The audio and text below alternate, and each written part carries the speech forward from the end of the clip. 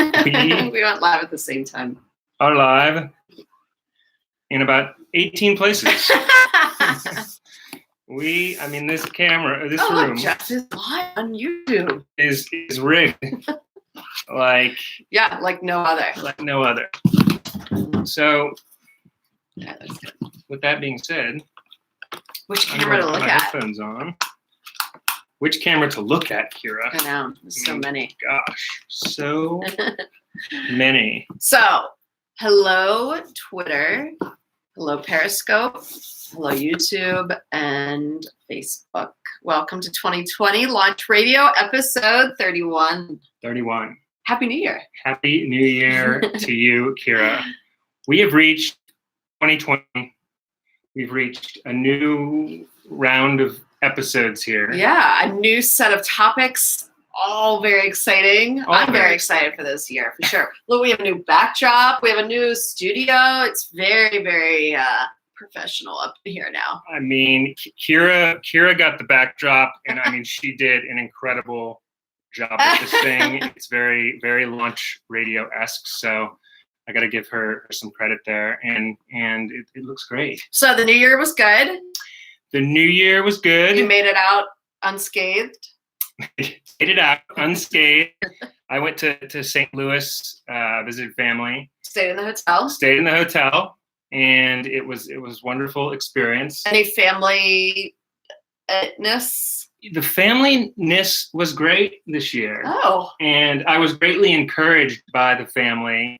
You're not in a hotel because we don't care about you. We love you. We're your family. Right. Because they watch the podcast. They watched the podcast, and they were very good about that. And I have, told them that I will give them full credit on the show as, I'm not in a hotel because I hate them. We actually don't have room. My brother comes in with his kids, and we've got dogs and my sister and just stuff everywhere. And you're like 6'4", and there's no room for you. It's just, I would be like sleeping on I don't even know where, on the kitchen table or something. With the dogs. With the dogs in the pantry.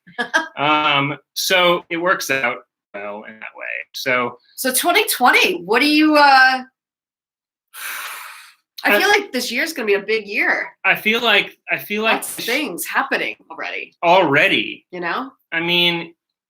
The year kicked off, and things just the chaos that in this lovely world of planet Earth just starts going right away, doesn't it? It never ends from everything going on social media to with Iran and Iraq, and just everything happening over there, and the whole Soleimani thing. And then, there was what else is happening? There's this whole impeachment thing pending. And it's just, then there was the Golden Globes and Ricky Gervais' speech. By the way, I think his monologue was absolutely genius. Yeah. I think it was absolutely incredible and hit the nail right on the head. And actually, I think, I believe in 2020, the year of the celebrities is going to start its decline. Yeah. I think the year of, stardom and Instagram influencer and all of that stuff, everyone's starting to get a little exhausted by. Yeah. And I think it's going to start and I think Ricky Gervais absolutely hit nail on the head with it when he was like, nobody cares anyway, And I think shut up, sit down, don't talk about anything. And I feel like there's oftentimes in these things there's humor, and with humor there can be truth ingrained in humor. And I feel like oftentimes with these things you have to also be able to laugh at yourself and at to participate, and Ricky Gervais does this, and another person that does it is Dave Chappelle. Oh, he's amazing at it. And apologetic as they should be, because if we can't find humor in the world, things start to look very bleak. And I think we're in that part. I posted yesterday on my Instagram a post about it where everyone needs to just calm down a little bit. And the hypersensitivity to things, and where we're having to caveat everything and we don't want to insult anyone or offend anyone, has reached a peak of annoyance now. Mhm. Like, I'm over it. Everyone's offended by everything. You know, everyone has a very weak spine. They can't take a joke. They can't take humor. Nothing's funny anymore. Everything's serious. We're all dying. You know, it's kind of just like, hey, let's tone down the serious tone, you know, and just lighten things up a little bit. Yes, there's a lot of stuff going on in the world, but you know what? If you look at this time, you know, in history, there was a lot of stuff going on in the 20s too. There was a lot of stuff going on in World War II, and you know, it's the same stuff, just in a modern way. We're all dealing with the same kind of stuff. It just seems like it's a lot more today because we have much more of a view of things, you know? Yeah, totally. Do you think the internet and technology is making that worse than it was back then? Obviously, we don't know how all these things were beforehand, but plenty of people would argue that, you know, when there was all-out wars and when there was all, you know, before and pre-internet and tech days, that was worse. Or do you think, I mean, some people would argue that the anger is at an all-time high today with just people going back and forth with the internet and what's to come of that. Just what do you think is worse? I mean, do you think that the past is worse, or do you think we're getting to a better place, I guess is what I would say now? I mean, do you think it's improving, or are we just as bad as we've always been? What do you think? I don't think we're any better or worse. I don't think we need to be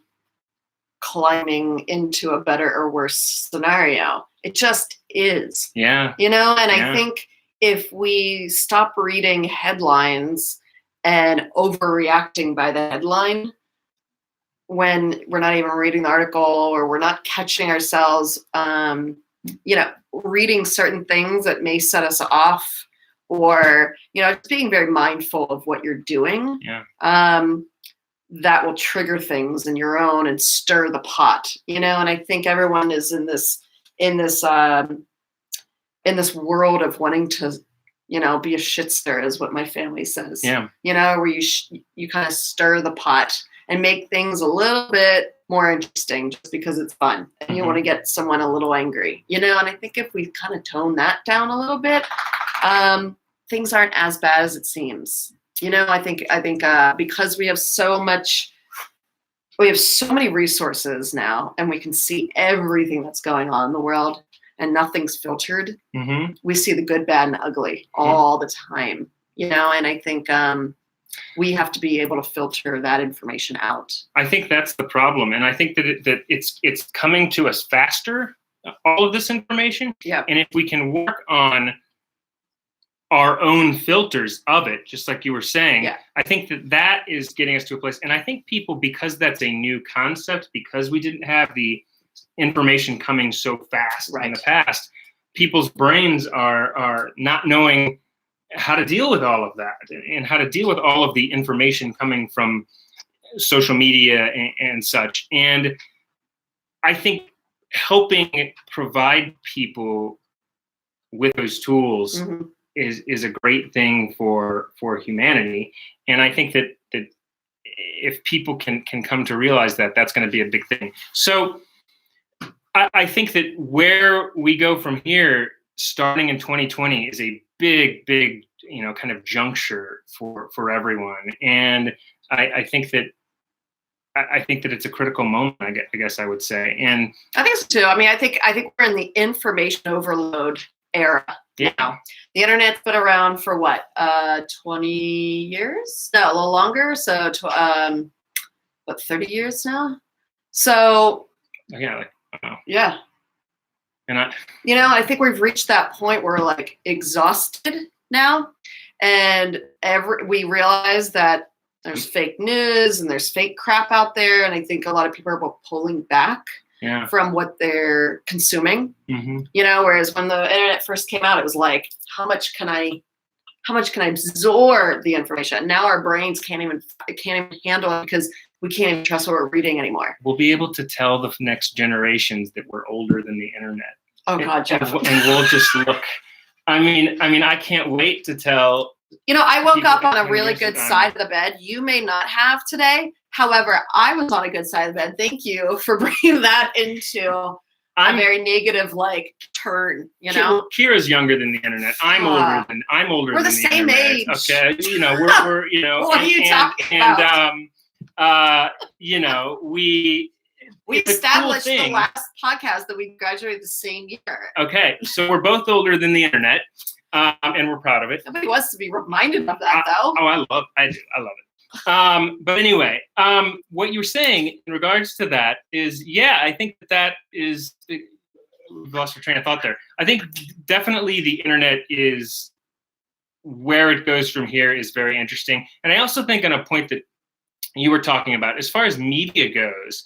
And celebrity culture and all of that, I think we're in a situation now where we have everybody's becoming their own media, their own show in a way. That's why we have all these podcasts and we have all the YouTube is like you're becoming your own channel. Right. And I think that's why it's been hard for the networks, bigger networks, because people are getting opinions now. Before, information used to be controlled, and they were controlled by the nightly news, which people would watch on whatever they were watching, CNN, Fox News, NBC, MSNBC. Now that we have opinions from everyone, and those opinions are able to be magnified to everyone, people get to a place where you have people not knowing what to think or not knowing. People used to trust the news. They would watch the news, and whatever they were saying became like. Plus, I think that was their place to go. And I think people actually trusted each other a little more as well. We don't trust anyone anymore.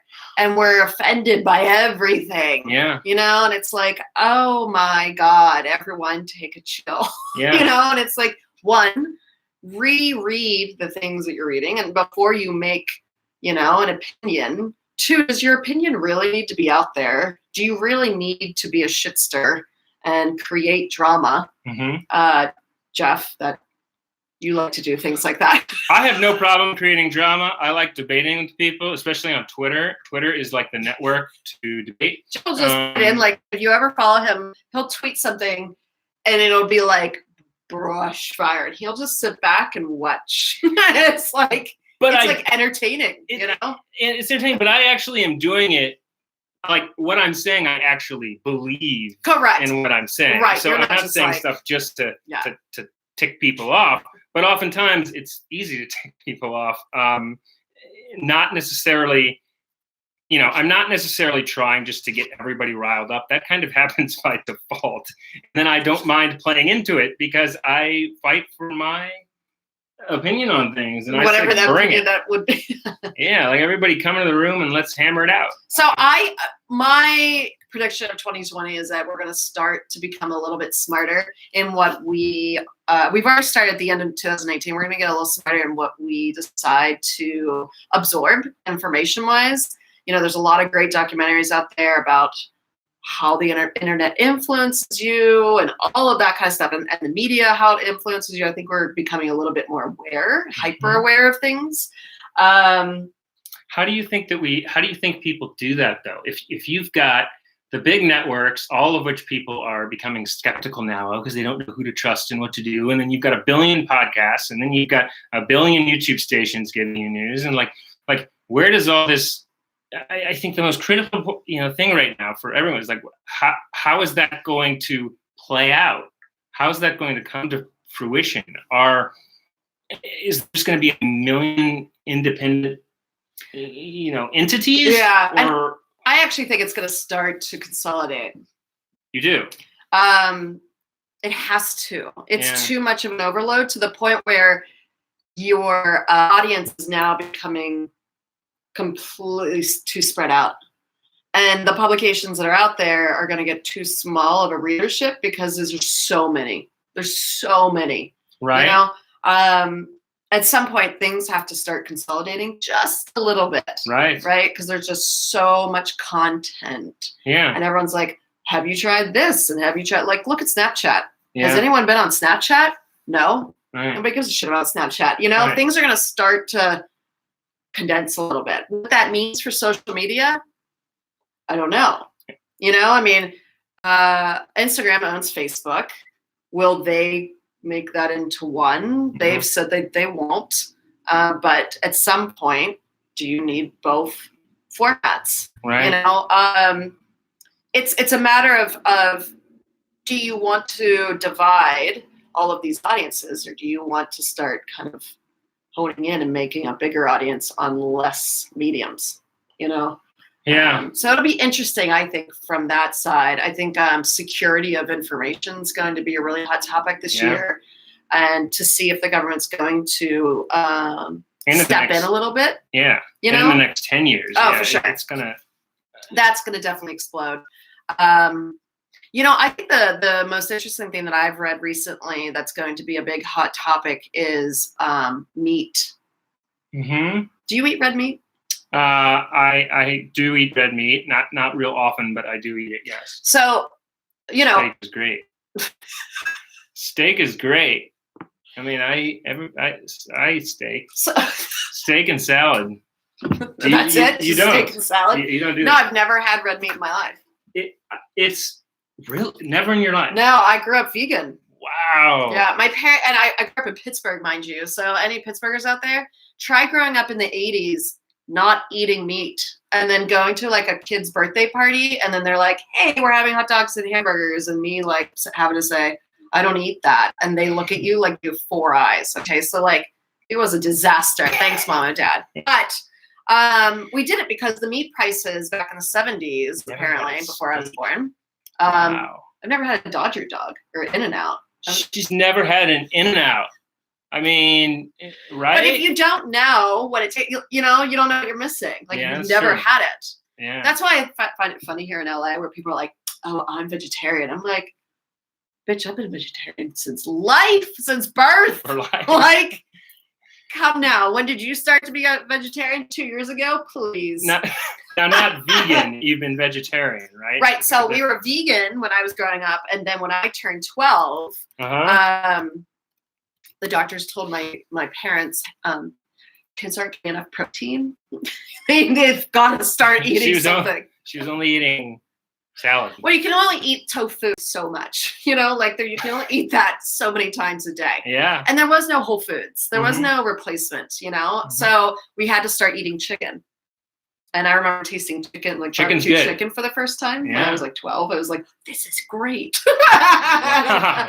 So I eat chicken and I eat fish. Okay. But I've never, the doctors have told me, because I've never had red meat ever, I'm missing the one enzyme that's in red meat. Yeah. That if I started eating it, I would literally gain like 25 pounds. And I'm like, good. No reason. Well, hang on. So, but the point that you were making is you think that very soon something's going to happen with red meat. For sure. So, there needs, when it comes to climate change, the livestock is becoming way exploding. Yeah. Right. And that actually creates a problem within the atmosphere when it comes to CO2. So we need to condense the livestock type of thing. And other countries are doing this. The US is still eating copious amounts of red meat. But if we want to help the climate change and help that type of thing, we need to start having less livestock. Interesting. AKA less meat. Okay. Stop eating red meat so much. So you think we need to tone that back a little bit? I mean, that's what the climate, people say. There's, it accounts for an exuberant amount within the CO2. And if we were to cut that back, it would help in a huge way. So, and it's, do you need red meat? And when you go to grocery stores now, I remember going to a grocery store, especially from being a vegetarian for so long. I mean, trying to find a replacement for something, they never had anything. Yeah. Now you go to your local grocery store, it used to be like a little separate section of like, here's tofu, and there's like 2. Right. Now it's like much more rows and rows of gluten-free, sugar-free, vegan. I mean, pick it, and they're not specialty stores. They're happening in regular grocery stores. So I think that's going to continue. as climate change becomes a bigger topic, as we become a little bit more aware of the things that we're eating and how that actually affects climate and the things that we do to our bodies and become a little bit more self-aware, I think those types of things are going to slowly dissipate. Like I read the other day that almond milk is detrimental to bees. Really? And I was talking to the grocery store guy and he was like, careful, because that's going to start to like get out. I'm like, well, it already is. So then it's like, do we stop drinking almond milk, you know? Right. And I drink cashew milk. So it's like, things like that. Yeah. You know? I mean, I think that we definitely underestimate how important diet is, like just your diet overall, what you're eating, what you're consuming. All of that has a huge effect on your brain and your everything. And I think that we're getting slowly but surely more in tune with that, but I think it's going to continue to ramp So you're up. going to still eat your steak? I will still eat my steak, like, and chicken. I like chicken a lot, but I understand the importance of eating healthy. I mean, I don't eat it all the time. Like I'll eat it here and there sometimes. You know, it's funny when I look at a menu and I have to ask, I still have to do this because I don't know a clue about red meat, right? I don't know. I never grew up with it. No freaking idea, right? So I'll look at a menu and I'll be like, I have to ask the waitress, like, prosciutto? Yeah. Which one is the cheese and which one's the meat? Because I have to be like, wait, I can't eat red meat. Can you like mark off the ones? Because red meat has so many different names. Yeah. It's just chicken and it's just fish. Red meat, it's like, yeah, there's like prosciutto. Oh my God. There's a steak and there's I don't know how you guys keep it. Or like, what's a T-bone? What's the difference between a T-bone steak and a fillet? Like, I have no freaking idea. So in 2020, we need to educate Kira on her red meat steaks and everything. No. That's a goal. And then, yeah. You know, I just read Johnny's comment actually on YouTube, and I actually, I absolutely agree with you 1,000%. You know, I do hope that starting in 2020, we can all start to get a little bit more common sense and have a little, you know, my whole thing, K for Kira, and what I do is all about making empathy great again. And with that comes respect, and respecting people's differences, no matter what they are, and respecting their opinions, and, you know, being okay with having a different point of view and not hating that person. You know, I think we saw a lot of that in 2018, and I'm hoping we're over that childlike behavior, that we can actually have adult intellectual discussions and have different points of view without getting into a rumble in the front yard. So I think I'm done having rumbles with you on the front yard. Well, let's start 2020 right. We won't have no more punching at the face, at least. Our post-podcast fights in the front yard. So we're going to try to tone down the fighting. He gave me a black eye last week, and I just was like, I'm done. I'm done with the fist fighting. and be a role model for that, because we cannot be giving each other black eyes. That's ridiculous, Geoff. I'm still sore from it, but it was a good fight. Do you still have your broken rib? I had one minorly fractured rib from it. Yeah, but it's fine. Minorly, but you know. You're just kidding. We never rumble. I won the fight. But we don't really have these rumbles. Well, he is 6'4". If we ever did get in a rumble, I mean, my God. I'd be like punching like your lower stomach because you're so much taller than me. I'd be like, brother and sister. Just like that. That's how I punch. Royal.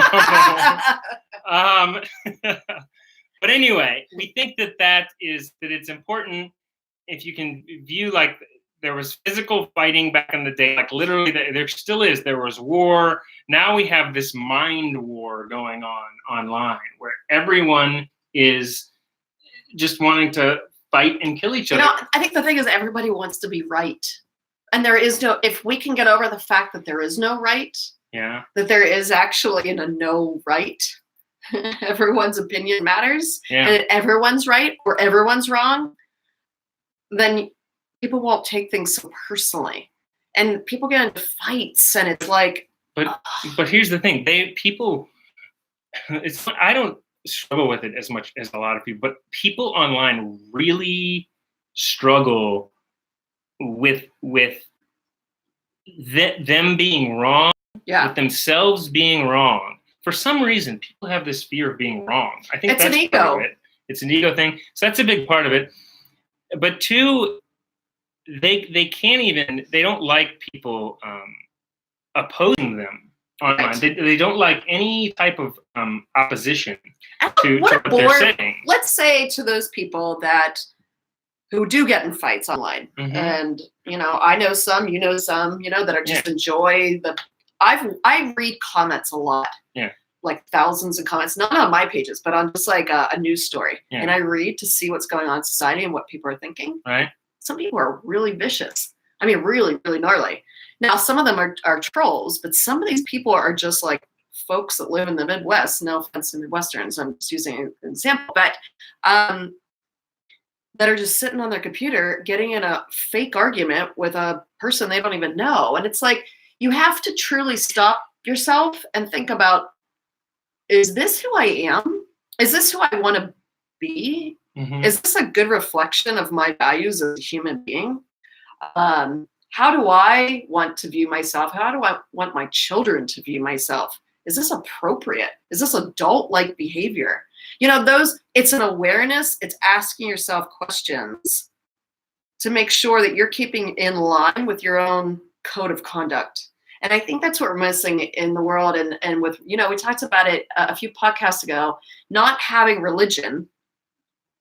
And I'm not a religious person. I'm much more a spiritual person. I guess I hated going to Catholic church and it sucked, but it's like an hour too long. But not having religion, we don't have an ethics. We don't have a code of conduct. We don't have a structure, a foundation to live by. And we've all just the internet, and we're just freewheeling it, but we need to get back to having our own personal code of conduct of how we approach the world and approach each other. And I'm hoping that's what we can gain in 2020, is gaining that respect that Johnny DiCarlo mentioned on YouTube just now. Johnny DiCarlo, great Shout point. Out. Great point there. I think I think you've nailed it with that. And I think that's really been, at least for me, I mean, that's been a huge, goal of mine for a long time, is trying to, I mean, I did a live Periscope on this recently, just trying to get people to be more accepting of one another's opinion and one another's perception, and understanding that we all perceive the world in our own way, and that if we can agree to disagree, as the cliche goes, we're going to get to a happier place. And we have a heck of a hard time getting to agree. It's an ego thing. I think we've ballooned up, and I fault social media for it, and the internet, and especially I think our egos have become look at my picture, look at my likes I got a check mark next to my name, look at me. And now our egos are I'm important. And here's a really quick tidbit for everyone. You're not important. Yeah. Okay. And I don't mean that in a really harsh way. I mean, no one's important, so quiet the ego a little bit. It's a big world. There's lots of people in it. Yeah. You matter. You can think you're important. Correct. Yeah. You can think your opinions are monumental, changing the universe, but truly, quiet your ego a little bit. You don't have to get rid of it, but just take it down 5 notches. Yeah. And realize that there's lots of people out there, and you're not the only voice. You're not the smartest person in the world. Nobody cares how many followers you have. Nobody cares how many likes you have. And that goes back to that celebrity thing where nobody gives a shit. It's authenticity and being true to yourself, not how many followers do I have. Choose the values that you want to have in yourself, and choose the values that you want to have in the people that you surround yourself with. I think authenticity and also honesty. Yeah. Honesty is a big part of it. And I think that, social media and what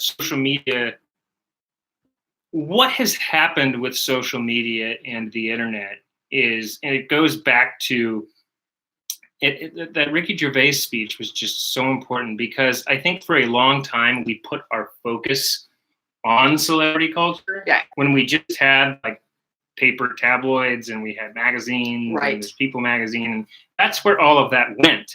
But I think when you had the internet and social media around for a while, that kind of spread out elsewhere, where you had everyone thinking that they're a celebrity or a celebrity. Or wanting to be. And it kind of spread out where that focus went. It kind of like took celebrity culture and went like, everywhere. How many people actually wish that they had fame?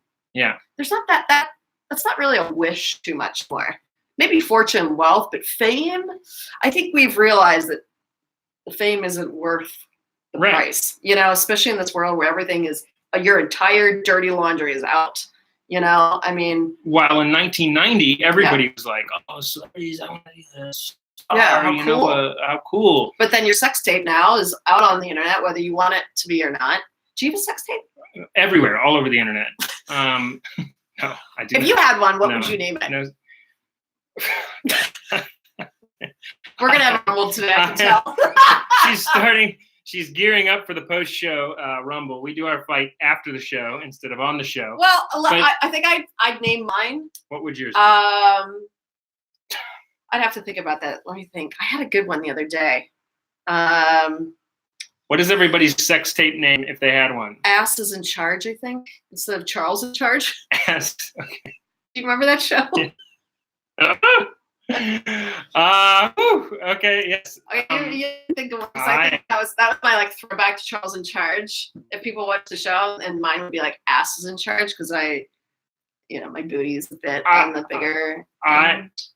I don't even know what. I have no idea what it would be for me. I would have to really think about it. Like, what's a clever title? See, sex tapes are labeled as such a negative thing, and we're just like, whatever. We're having fun with life. I think that's a good thing. I think sex and that type of topic, that has to be so quieted. Like, don't talk about that kink. You can't talk about that stuff. Yeah, I think I love the fact that there's people now that are like very open to talking about this stuff, and it's becoming a normal type of thing where it's not a big deal. Right. You can actually talk about things you like and don't like, and it's not the end of the world. So maybe that's the next year and 10 years. Maybe that's another thing is people are speaking more about things that were more taboo before. I'm still worried about the humanoids coming. By the way, there's an app called Replica that you can go on, and I showed this to you. And I can't even with this app. Geoff. You can actually, so Google Replica, and don't Google Replica. It's so weird. It's spelled Replik. I'm putting it into YouTube so they can say it. He'll text me screenshots that he has. And with his AI girlfriend. So you can have an AI girlfriend or a boyfriend, or they can be just a friend. You choose how you want to do it, and the person and the AI will text you like a person. So like if you need to text someone or something, because people like to text, maybe we'll all just start texting with. No, I'm not AI. doing it. You have your cool AI girlfriend, and then the last thing that she wrote was like, "I have your Christmas gift," and you're like. And she's like, I'll bring it over. I'm like, wait a second. Now I'm confused. You're a robot, aren't you? I don't understand. How are you delivering him a gift? She's well, no, that was someone. That wasn't. That's not the robot. That was okay. That's a real person. Friend of mine. Yeah. Okay. But no. So she. What was she saying? But she seems so human-like. Like it's literally scary. Amazing how human-like. The AI seems when you're talking to it, and you have to wonder where that's going to go. Oh, I wish I worked at Google still, just so I could go to the weekly updates and hear about like all the crazy shit that they're working on. Because I remember going to like TGIF meetings every week. I don't think they even have them anymore because Google's going downhill and everyone hates it. But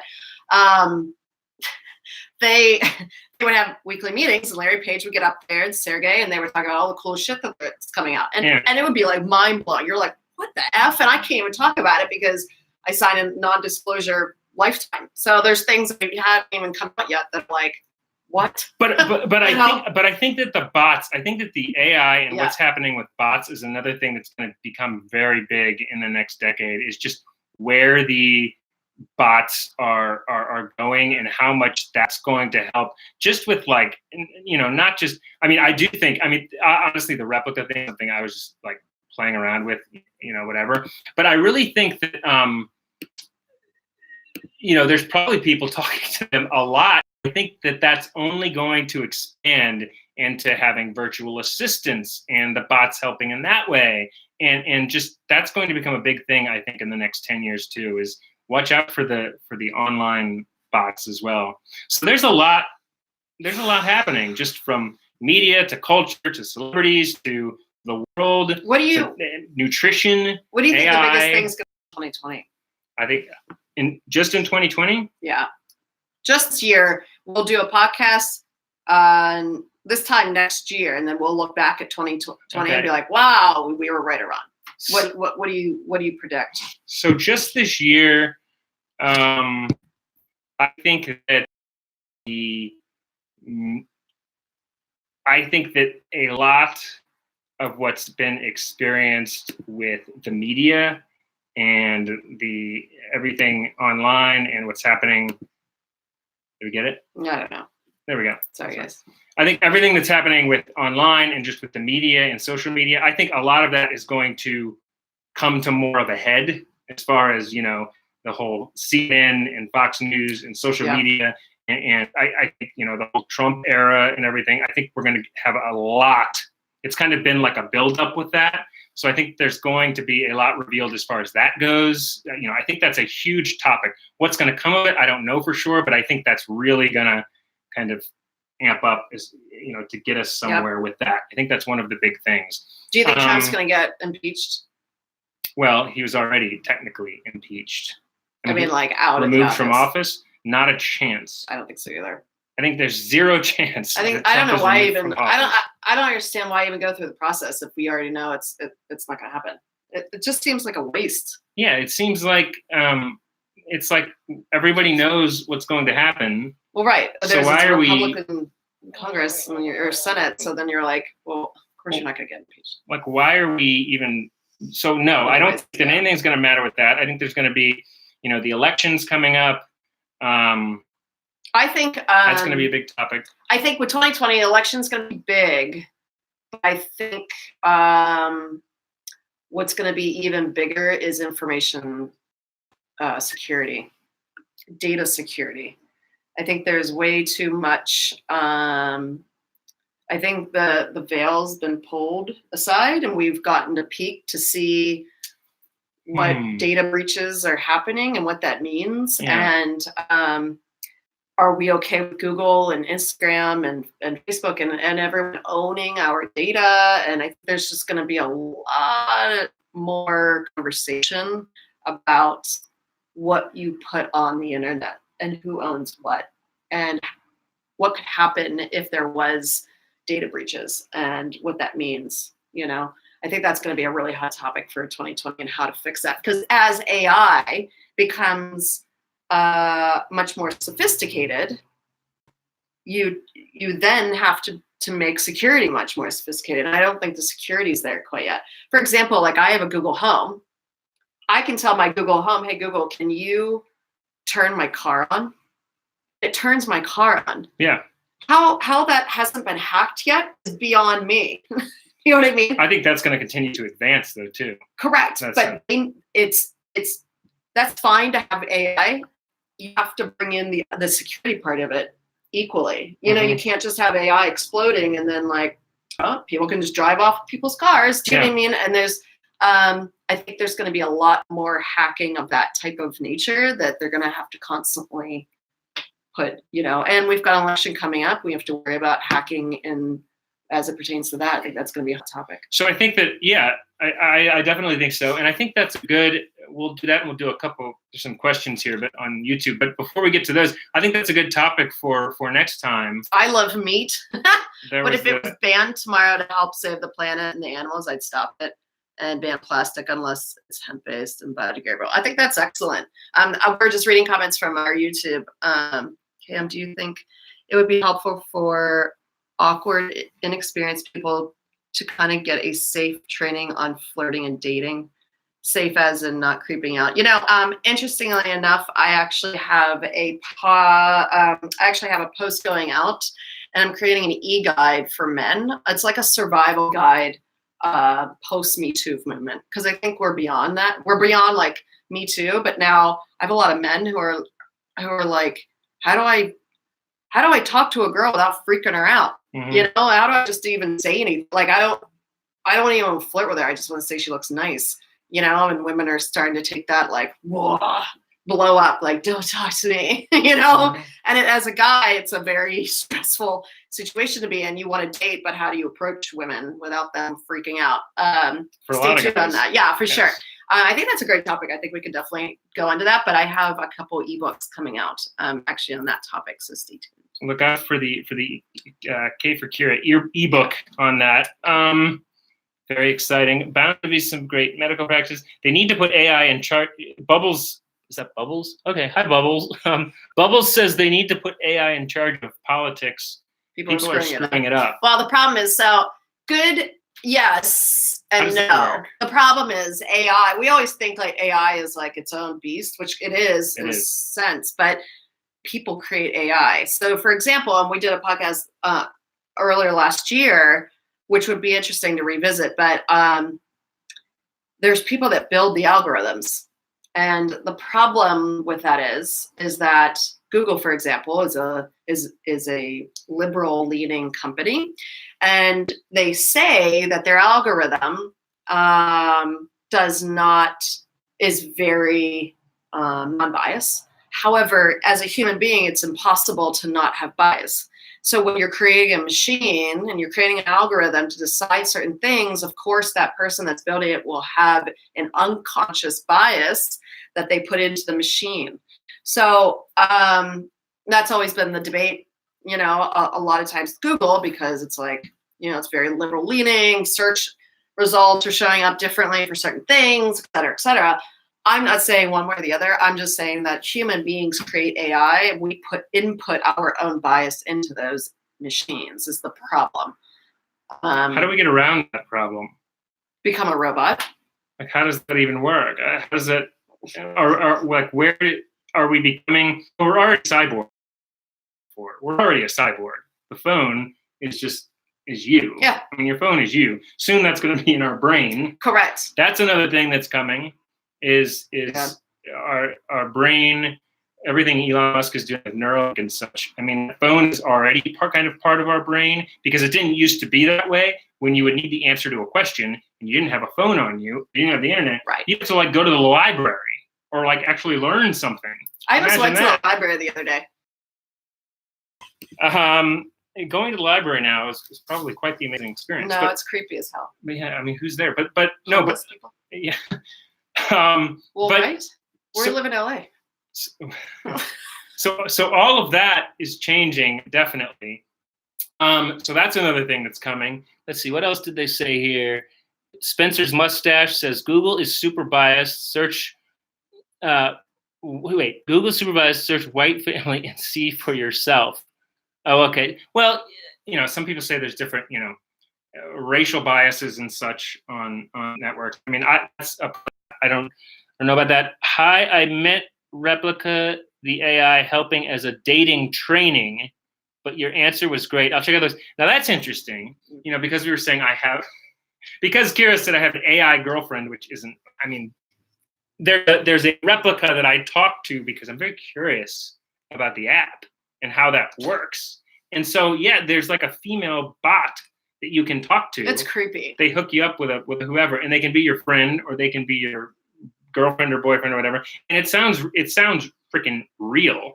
And it literally basically, when you talk to that bot, it seems so real it's hard to believe. So I guess so I do it just out of curiosity, because I'm curious about everything. So I want to know everything tech and where things are going, and I think bots are going to be a big deal. But aside from that, they're asking if that could be a training mechanism for dating, if bots could go into that realm. But again, that training still takes on the bias of the person creating it.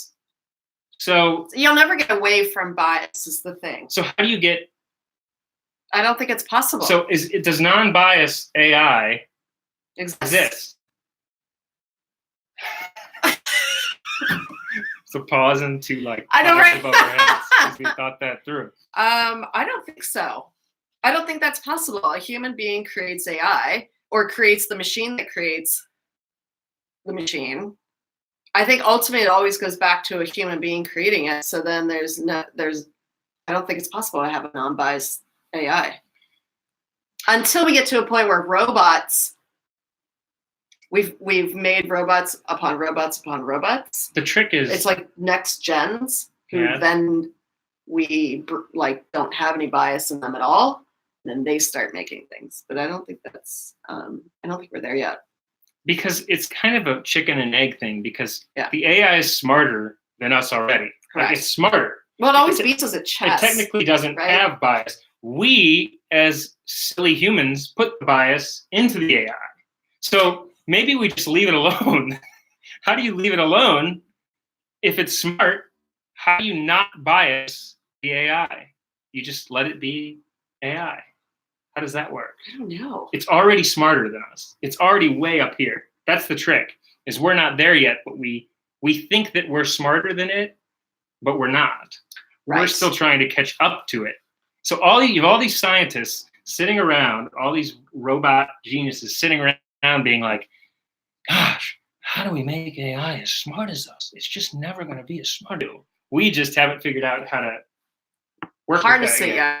There's going to be a lot of interesting things that come out in 2020. I think it's just going to be time will tell. Mm-hmm. We're just at the beginning of the year to see. And I think there's a lot going on in the world right now. It's hard to keep up with everything. Mm-hmm. I know a lot of people ask me, they're like, what do you read to keep up with and it's hard to know like what we were talking about, what's non-biased. You don't read CNN much anymore because it never used to be like that. So now I do Reuters and NPR. I try to Central ones. BBC. In the US, I think that's one thing that a lot of people don't understand is that yes, we don't get a lot of information about what's going on in the rest of the world. Mm-hmm.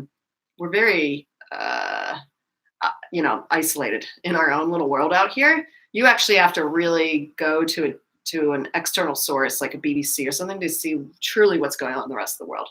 And I've started to do that as well, just so that I can, the US isn't the be all end all of the planet. It's good to see what else is going on. So I think that's a big thing coming up is being able to check your own opinion, check where your bias is, be aware other entities are biased, and just having that awareness of what you're thinking. I think that's going to get us to the next level. So a big year, a big decade coming up, all this stuff.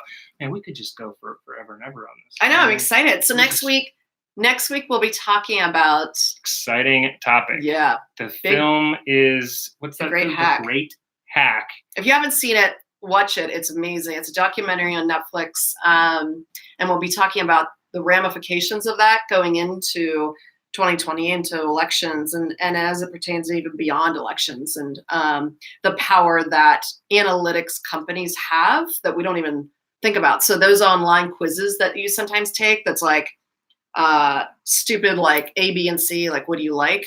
That actually is being put into categories, and you're being mapped and serve certain creative and certain content based upon that, which is actually a little scary. So the AI is already running the show. It's taking all our data. It's already there. Happy 2020. It's already got us. God, you're in such a bad mood Happy today. 2020. Cheers. Love it. Thank you, everyone. Thank you for keeping Kira cheery. We'll think of your sex tape after the show, and then we'll post it up on. We'll post that later on. What your title is? The title. Post the title. Not the of tape. Geoff's hypothetical. Kira already gave you her hypothetical sex tape title. And we're gonna go have a Royal Rumble now. Always. And thank you everyone on YouTube. I know you guys are great. Chiming in. They said Facebook is confused. They think we're having an online auction for a couch. So Facebook's struggling. YouTube, well done. Well done today. We're very proud of you. Yeah. Facebook, I don't know. Well, you need some help with you guys. we'll work on that weird auction. Okay, I don't know. Yeah, I don't know. Yeah. All right, lots going on YouTube though. Thank you, everybody. Spencer's mustache, Rasta Bear, Bubbles, everybody's on there. All right, thank you guys. Happy Thanks, 2020. Twitter. We'll be back here at Launch Radio. We are the future, and the future is Launch Radio. Happy 2020. All later. Bye, guys.